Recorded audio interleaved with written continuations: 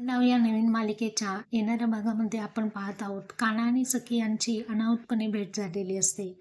कान्हा हा तेजस्विनीने फेकलेले पैसे वेचत असताना तिथे सखी येते आणि सखी म्हणते, सर्व काही पैशांवरतीच डिपेंड असतं का?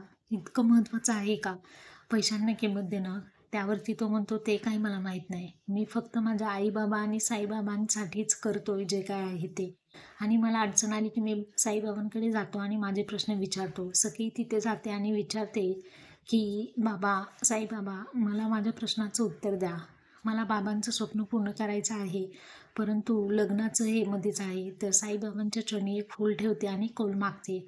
इकडे सरकार हा बहुतेक सखीच्या बाबांना गळा दाबून मारण्याचा प्रयत्न करत आहे आणि ती म्हणत आहे की, काही करून सखीचं एकदा लग्न झालं ना, म्हणजे तिचं पुढचं सगळं काही प्रॉपर्टीचं प्लॅनिंग तिच्या मनाप्रमाणे होणार असतं.